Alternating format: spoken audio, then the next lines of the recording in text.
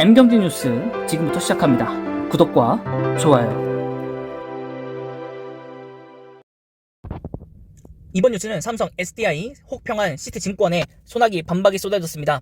시티증권이 목표 주가를 93만원에서 48만원으로 대폭 낮추면서 투자 의견도 매도로 변경하면서 그 이후 삼성 SDI의 주가가 약세를 보이고 있습니다. 주력인 각형 배터리 경쟁력이 약화되면서 또한 시장 내 점유율도 축소될 것이고 경쟁도 심화되고 있기 때문에 수익성이 안 좋아지지 않느냐라면서 보고서의 내용을 좀 꾸려봤는데 중국이 또한 CATL 그룹이 BMW의 원통형 배터리를 공급한다는 소식으로 이것을 좀 방점을 좀 찍었습니다. 그래서 굉장히 많이 공매도도 쏟아졌을 거고 일반 투자자분들도 이런 악재가 떴으니까 좀 팔아야겠다라고 해서 아마 파셨을 수도 있을 겁니다. 그래서 주가가 좀 많이 내려왔습니다. 하지만 이제 이것을 좀 반박하는 기사들이 좀 많이 나왔는데요. 폭스바겐 그룹 자체에서 2030년까지 자사 전기차의 배터리를 80%를 각형으로 탑재할 계획을 갖고 있고, 또한 유럽 완성차 업체 중심의 각형 전지 채택이 증가할 거고, 스텔란티스와 미국의 합작법인을 세웠기 때문에 이게 지금 각형 배터리의 경쟁력도 약화가 된다라는 등 축소도 된다라는 등 이런 거는 조금 너무 이른감이 있지 않느냐. 결론적으로 합작법을 세운다는 것 자체가 점유율을 일정 부분 가져가는 것이고 경쟁력이 있다라는 것인데 왜 이렇게 좀 말도 안 되는 보고서가 나왔는지는 모르겠다라고 하는 것과 함께 소형 전지와 전자재료 부분의 수익성이 개선이 되고 있고, 또한 전고체 등 고부가가치 신제품의 사업화가 이뤄지면 본격적인 주가가 재평가도 또 가능하다고 보고 있어요. 또한 모건 스탠리 같은 경우에는 삼성 전기를 비롯한 반도체 기업들을 저격을 좀 했습니다. 차세대 기판인 플립칩, 볼리그드, 어레이라고 하는 공급 부족 완화가 될 것이라면서 삼성 전기에 대한 투자 의견을 비중 축소로 하향을 좀 했고요. 목표 주가도 17만원에서 14만원으로 낮췄습니다. 또한 심텍과 대덕전자도 이 보고서에 좀 영향을 받아서 마이너스 11%, 마이너스 거의 8%에 가까운 마이너스 7.92%를 기록을 했습니다.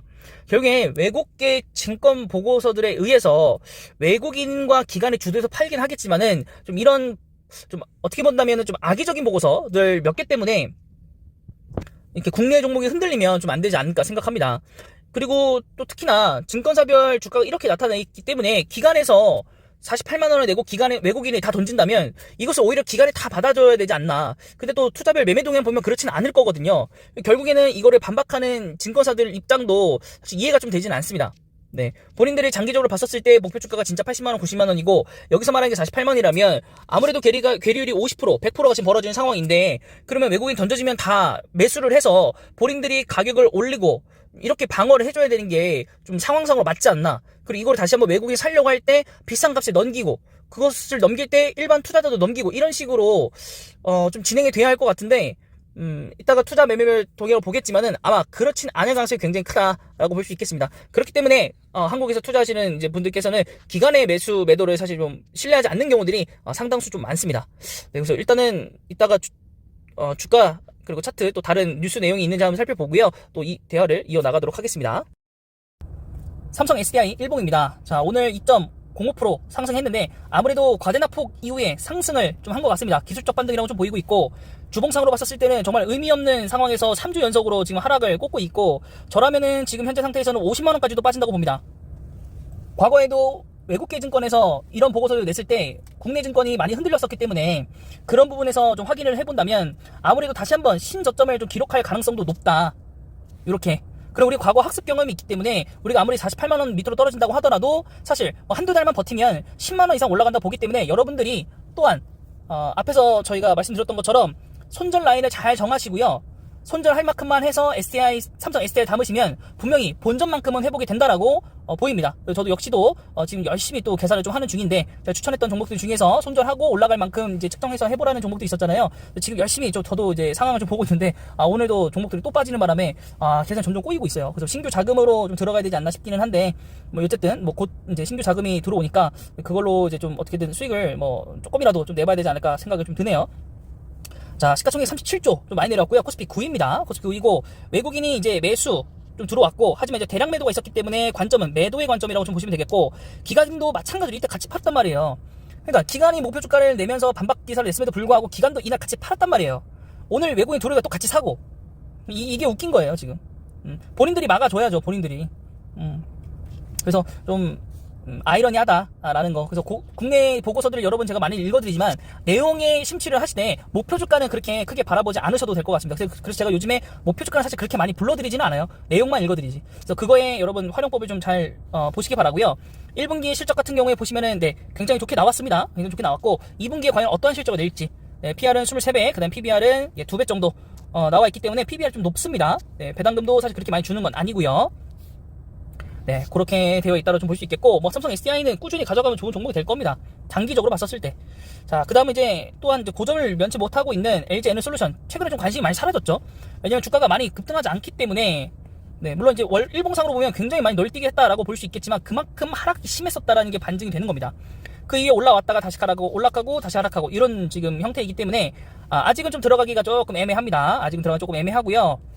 외국인은 매수의 관점, 기간은, 보합 정도라고 좀 보시면 되겠습니다. 그래도 물론 이제 LG에너솔루션에 대해서는 사실 의심하는 건 없습니다. 뭐 회사가 안 좋다라든가 이런 것들은 없지만 어쩔 수 없이 신규 상장주다 보니까 최소 1년 이상은 좀 지켜봐야 된다는 관점이 좀 서 있고 배당도 사실 나오지 않는 종목이고 이게 나올지 안 나올지도 몰라요 아직. 네, 그리고 1분기 실적 같은 경우에 전혀 동기 대비해서는 좀 잘 나오지 않았기 때문에 그 부분에서 여러분들이 좀 잘 보셔야겠다. 그리고 점유율이 사실 좀 내려가고 있고 또 시장 경쟁도 심화가 되고 있기 때문에 그 부분에 있어서 LG 에너솔루션 같은 경우에도 자유롭진 않습니다. 네. 이렇게 보시면 될 것 같고, 그 다음에 SK 이노베이션이겠죠. SK 이노베이션 같은 경우 정유회랑 좀 같이 하고 있기 때문에 명확하게 이게 온전히 SK 이노베이션의 주가다라고 말씀 못 드리겠습니다. 지금도 보시면 아시겠지만 저도 안 본 사이에 굉장히 좀 높이 올라갔는데 기관하고 외국인 엄청난 사랑을 받았는데 이게 바로 정유 때문에 2분기 실적으로 방어가 되겠다 이런 것입니다. 그래서 저는 아직까지도 SK 이노베이션 같은 경우에는 SK온이 분사가 됐잖아요. 어쨌든 간에 뭐 SK 이노베이션 이하에 있긴 하지만 SK 이노베이션은 정유주를 좀 봐야 됩니다. 그래서 정유가 높아지면 실적이 좋으면 주가가 가고 아니면 하락을 하는 것이죠. 그래서 SK 이노베이션은 저라면 투자는 하지 않겠습니다. 관점은 계속 유지됩니다. 네. 이러다가 실적 끝나면 또 다시 하락. 또 유가 떨어지면 또 하락. 그래서 언제 이 주식은 또 떨어질지 모르기 때문에 위험 부담감이 좀 있습니다. 그다음에 뉴스 기사에도 있었던 삼성 전기를 한번 보도록 하겠습니다. 삼성 전기 같은 경우 오늘 5%나 올랐습니다. 네, 5%나 올랐고, 네, 여기 뭐 뉴스 보니까 테슬라 자율주행차, 네, 요거에 힘입어서 올라간 것 같고 기관이 엄청나게 샀네요. 그리고 사실 주가가 이 매도 보고서 때문에 너무 많이 내려왔어요. 우리가 지금 이 구간에서도 말이 안 된다라고 말씀을 여러 번 드렸었잖아요. 잡으시려면 잡으셔야 된다. 이때도 한번 말씀드렸는데 확 가버렸고, 지금 이때도 내려왔을 때 말씀드렸는데 또 오늘 저점 찍자마자 확 가버렸고, 네, 그래서 일단 삼성전기 또한 굉장히 저점이기 때문에 이런 종목은 내려왔을 때 좀 잡아봐야 된다. 그래도 이게 지금 현재 테마성으로 잠깐 단기 호재일 뿐이기 때문에 주가가 다시 한번 내려오긴 할 겁니다.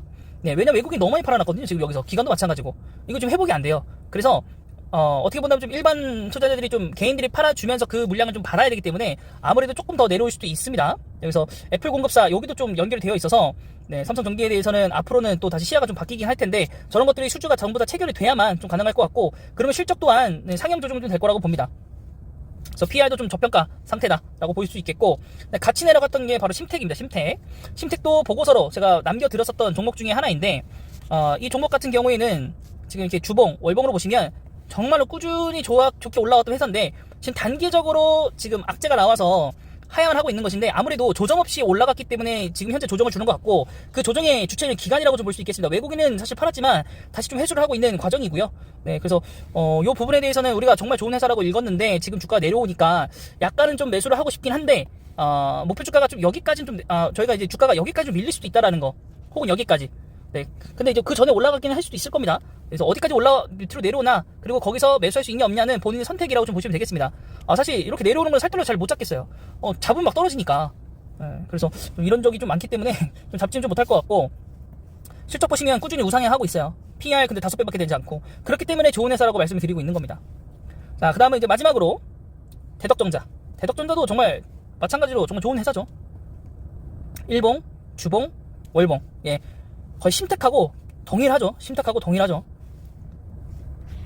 기관에서 매도, 외국인은 매수. 최근 흐름에서는 외국인이 좀 많이 팔긴 했습니다. 3일 동안은. 그래서 주가가 좀 밀리긴 했지만은 고점 대비해서는 많이 내려왔다고 좀 볼 수는 없겠고. 네, 여기 말고 네, 여기 1분기 실적 보시면 굉장히 또 우상향하는 모습 보이고 있고 PR 10배밖에 되지 않습니다. 네, 그렇기 때문에 대덕전자를 좀 잘 보고 매도 해야 되지 않을까 싶습니다. 그래서 아무래도 아직까지는 보유자의 영역이지 않나 싶고요. 저라면은 아직 늦지 않은 삼성전기 그리고 삼성 SDI를 매수하는 걸 추천드리도록 하겠습니다. 네, 이번 영상은 여기까지입니다.